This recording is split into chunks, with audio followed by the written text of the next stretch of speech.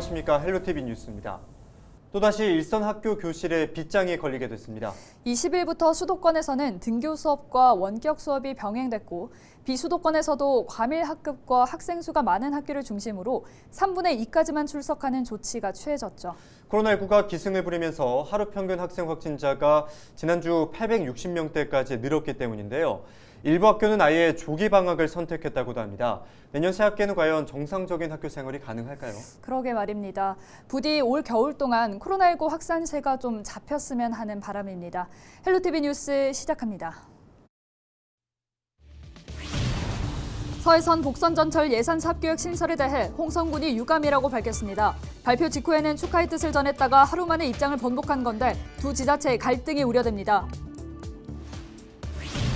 주말 이틀 동안 충남에서 392명이 코로나19 확진 판정을 받았습니다. 집단 감염이 발생한 천안 대형병원과 홍성교도소, 보령의 한 교회 등을 중심으로 확진자가 추가됐습니다.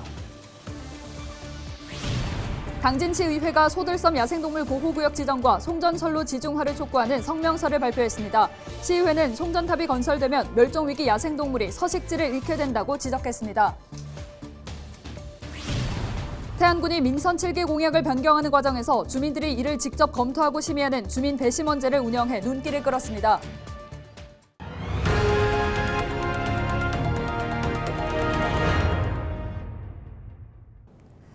충남에서 교도소와 대학병원 등을 중심으로 코로나19가 확산되면서 주말 이틀 동안 392명이 감염됐습니다. 충남도는 지난 18일 207명이 확진된 데 이어 19일에는 185명이 확진 판정을 받았다고 밝혔습니다. 천안에선 집단 감염이 발생한 대학병원과 관련해 확진자 6명이 추가되면서 모두 67명이 확진됐습니다. 홍성교도소 집단 감염 관련 확진자도 12명 추가되면서 누계 확진자는 55명이 됐습니다. 보령에서도 집단 감염이 발생한 교회에서 추가 확진자 3명이 발생하면서 코로나19 확산세가 지속됐습니다. 서해선 복선전철 삽교역 신설에 대해 홍성군이 유감을 표했습니다. 발표 직후에는 축하의 뜻을 밝혔다가 하루 만에 입장을 바꾼 건데요. 취재기자 전화 연결합니다. 정선영 기자, 홍성군이 입장을 다시 내놨다고요? 네, 그렇습니다. 지난 16일 충남도와 예산군은 삽교역 신설 사업이 기획재정부의 총사업비 조정 심의를 최종 통과했다고 발표했는데요. 발표 직후 홍성군은 보도자료를 통해 대승적으로 이를 수용한다고 밝혔습니다. 삽교역 건설을 위해 노력한 양승조 충남도지사와 홍문표 국회의원, 황선봉 예산군수와 예산군민에게도 축하의 뜻을 전했습니다. 이어 두 지역의 화합과 상생 발전의 계기가 되길 희망한다며 홍성 군민의 이해와 협조를 당부했는데요. 그런데 다음 날 홍성군은 사업비 부담과 역 명칭 변경에 대한 부정적인 입장을 추가로 발표했습니다.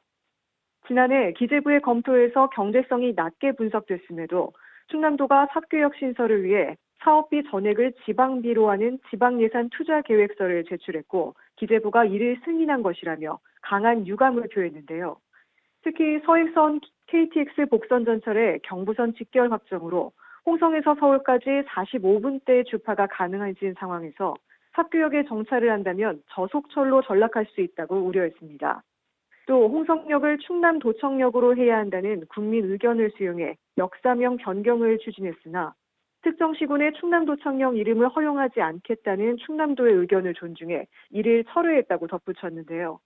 앞으로 삽교역 명칭 변경 시 관련 시군의 의견을 적극 반영해야 한다고 강조했습니다. 이 같은 입장의 배경에는 홍성 지역사회의 여론이 반영된 것으로 보입니다. 홍성역과 삽교역 사이 거리는 약 10km인데요. 홍성 시민사회단체는 예산에 삽교역이 생기면 승객이 분산되고 역세권 개발도 차질을 빚을 수 있다며 꾸준히 반대 목소리를 내왔습니다. 이에 대해 지자체에선 그동안 공식적인 대응은 자제해왔었는데요. 이번 홍성군의 입장 발표를 계기로 두 지역의 갈등이 불붙을 것이라는 우려도 나오고 있습니다. 네, 여기까지 듣겠습니다. 보도국 정선영 기자였습니다. 당진시의회가 소들섬 야생동물 보호구역 지정과 송전선로 지중화를 촉구했습니다. 당진시의회는 20일 제2차 정례회를 끝낸 뒤 소들섬 보존을 위한 성명서를 발표했습니다. 시의회는 소들섬의 흰꼬리 수리와 매 등 멸종위기 야생생물이 서식하고 있다고 설명했습니다. 뒤이어 한전이 경제 논리만 앞세워 소들섬에 송전탑을 건설할 경우 야생생물은 서식지를 잃고 후손들에게 물려줄 자연경관도 잃게 된다고 강조했습니다. 당진시는 전국에서 세 번째로 철탑이 많고 충남에서는 가장 많은 철탑이 설치돼 있습니다. 네, 요즘 주민들이 행정에 참여하는 제도가 활발하잖아요. 네, 직접 예산을 편성하거나 사업 계획을 짜기도 하지 않습니까? 맞습니다. 예, 그런데 태안에서는 군수의 공약 변경을 주민들이 심의하는 주민 배심원제가 운영돼 눈길을 끌었습니다. 어떤 식으로 진행됐을지 궁금한데요. 실제 현장 모습을 한보모 기자가 전해드립니다. 주민 30여 명이 한자리에 모였습니다. 태안군 공무원이 기업도시 조성 현황을 설명하자 준공 완료된 것이 그 진입도 시가지에서 이제 기업도시 쪽으로 가는 그 진입도가 이제 준공이 2012년도에 준공이 됐고 우려를 나타내며 질문에 나섭니다. 전국의 여러 기업도시들이 계획을 가지고 있었지만 성공한 기업도시는 극소수에 불과하고 혹시 더 괜찮은 기업이나 아니면 더 좋은 시설이 들어올 예정이 있는지 궁금합니다. 군민들이 직접 민선 7기 태안군의 공약 변경을 검토하고 심의하는 주민 배심원 회의입니다. 이날 올라온 안건은 사업 계획 변경과 공약 폐기 등 모두 12건. 모집 공고를 보고 자발적으로 참여한 주민들은 사안에 따라 다양한 목소리를 쏟아냈습니다.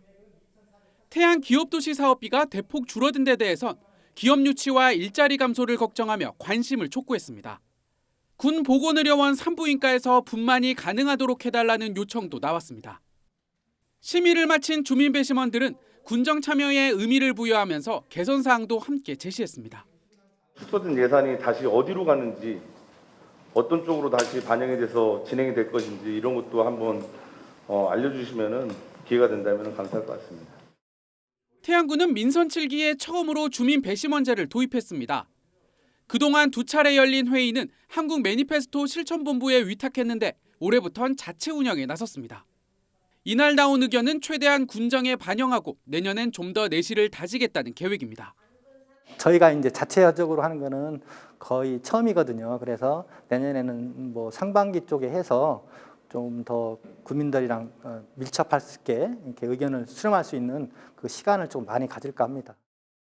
한편 103기 사업을 약속한 민선 7기 태안군은 지난 9월 기준 공약 이행률 75%를 기록했습니다. 헬로티비 뉴스 한보호입니다.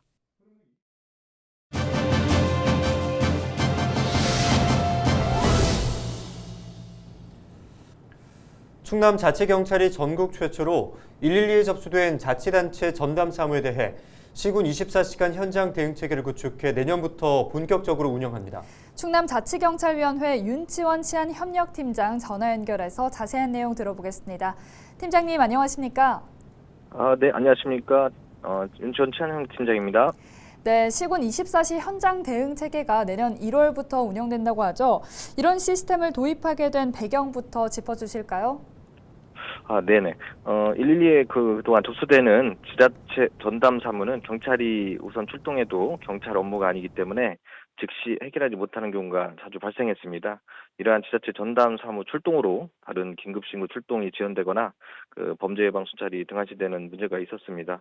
이를 해결하기 위해서 자치경찰제 출범 이후에 지난 5월 10일 양승조 충남지사님과 도내 경찰서 직장협의 회장과의 면담 과정에서 이 현장 대응팀을 만들어달라는 내용이 첫 번째 건의 사항이었고, 이게 이제 자치경찰위원회 검토해서 추후에 지방정부회의 안건으로 상정하도록 하였습니다.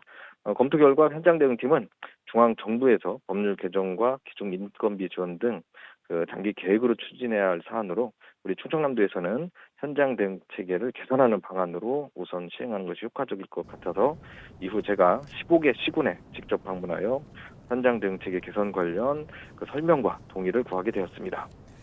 네, 많은 부분이 개선될 것으로 보이는데요. 현장 대응 체계 구축으로 어떤 부분들이 달라지게 되는 겁니까?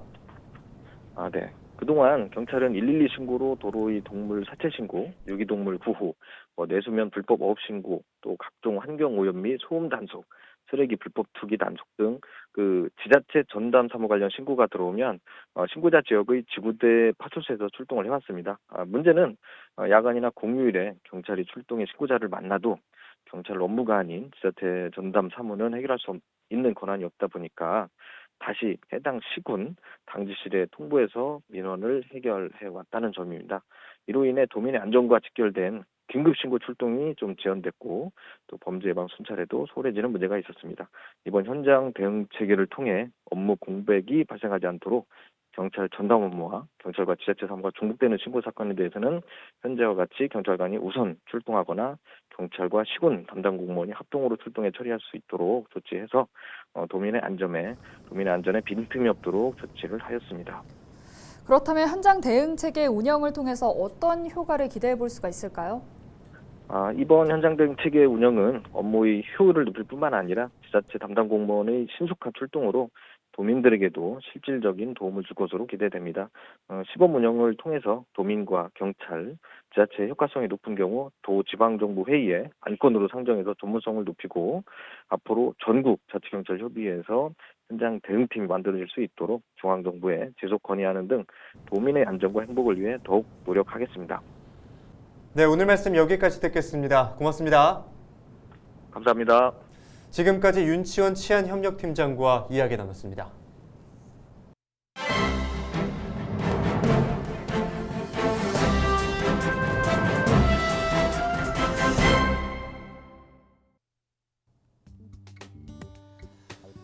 홍성군이 추진해 논란을 일으켰던 광개토 대학 능비 원형 복원 사업이 사실상 무산됐습니다.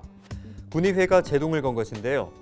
군의회는 17일 오전 제282회 정례회 본회의를 열고 집행부가 내년도 예산안에 반영한 광개토 대학 능비 건립 사업비 5억 5천만 원을 전액 삭감해 통과시켰습니다.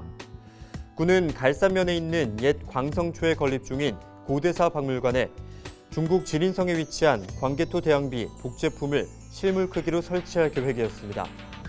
홍성의 옛 지명이 광개토 대항비문에 3군데나 기록돼 있어 지역과 연관성이 있다는 이유에서입니다. 김석환 군수도 지난달 22일 본회의장에서 진행된 시정연설을 통해 고대사 박물관에 광개토 대항비를 건립해 또 하나의 관광상품을 만들겠다고 밝혔습니다. 군의회는 홍성 지명과 관계가 있다고 하는데 역사학자들에게 물어봐도 이해할 수 없다는 반응이었다. 광개토 대왕과 홍성이 무슨 연관성이 있냐는 등의 문제를 제기하며 관련 예산을 전액 삭감한 것으로 전해지고 있습니다. 군민 공감대 부족 등도 원인으로 분석되고 있습니다. 이와 관련해 군 관계자는 군무닝 충청과의 통화에서 이 사업의 지속 추진 여부는 해당 부서에서 검토하게 될 것이라고 밝혔습니다.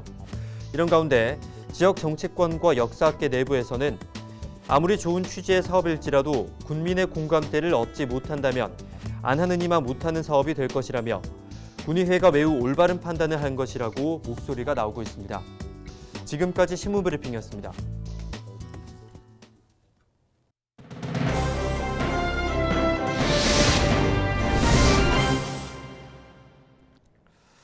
우리 지역의 소식을 한 단어로 살펴보는 키워드 뉴스입니다. 먼저 첫 번째 키워드는 2045년입니다. 충남도가 2045년까지 탄소 중립을 실현하겠다는 구상을 내놨습니다. 정부 계획보다 5년을 앞당긴 건데요. 양승조 충남지사는 이 같은 내용이 담긴 온실가스 감축 시나리오를 20일 열린 충남탄소중립위원회 출범식에서 발표했습니다. 양 지사는 지금까지 온실가스 800만 톤을 감축하는 성과를 거뒀다며 탄소 중립 조기 달성을 위해 탈석탄 에너지 전환과 수소차 보급 등을 적극적으로 추진하겠다고 밝혔습니다. 마지막 키워드는 작당 실험실입니다. 당진시 공익활동지원센터가 작은 활동, 당찬 도전 실험을 마무리했습니다. 시민들이 직접 주도해서 지역의 문제를 파악하고 해결 방안을 사업화해 실행하는 사업인데요. 환경과 인권, 성평등과 지역경제, 문화관광 등 다양한 분야에서 27명의 시민 공익활동가들이 지난 100일 동안 활동을 펼쳤습니다. 자세한 내용 활동은 당진시 공익활동지원센터 홈페이지에서 확인할 수 있습니다.